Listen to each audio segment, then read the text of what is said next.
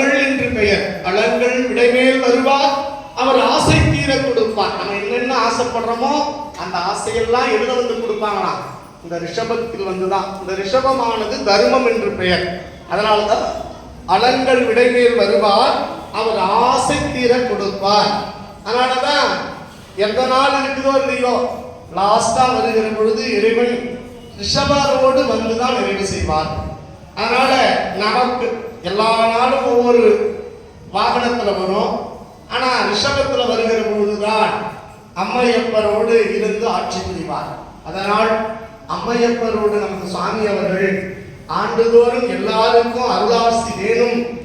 ஏன்னா குலத்தின் பெருமை என்பதை பெருமையோடு சொல்லக்கூடிய நிலை என்று நம் சாமி அவர்கள் சொல்வார்கள்.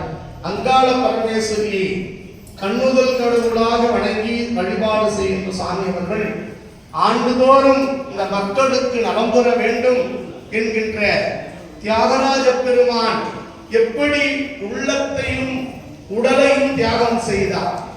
உள்ளத்தை தியாகம் செய்த பொழுதுதான் வீதி விலங்கராக இந்திர லோகத்தில் இருந்து நம்மளுடைய தேவேந்திரனிடத்தில் இருந்து இந்திரனிடத்தில் இருந்து முசுகுன்ற சக்கரவர்த்தி பெருமானிடத்தில் இருந்து நம்முடைய தியாகராஜ பெருமாள் திருவாரூருக்கு வந்தார் என்பதை நாம் நன்கு அறிவோம்.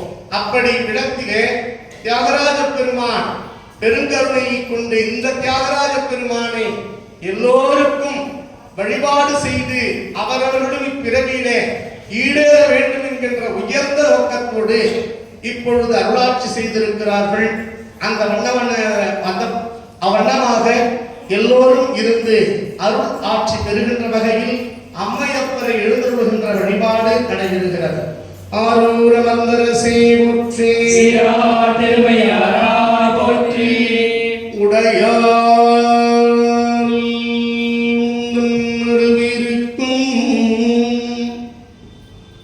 உடையால் நடுவுள்ளீர்த்தி அடியே நடுவுள் இருவீரும் இருப்பதனால் உன் அடியாருள்ளிருக்கும் அருளை புரியாய் பொன்னம் வளர்த்தம் முடியா முதலே என் கருத்து முடியும் வண்ணம் நின்றே மாறினை மயக்கிடும் பஞ்சப்புலனைந்தின் வழியடைந்தவுதே ஊரலின் உள்ளளும் மகஞ்சோதி உள்ளவா நீ உள்ளவா நீ உள்ளவா காணவும் அருளாய் தேரவின் தெளிவே சிவபெருமானே திருப்பெரும் துறையுரை சிவனே ஈரிலா பலன்கள் யாவையும் கடந்த இன்பமே என்னுடைய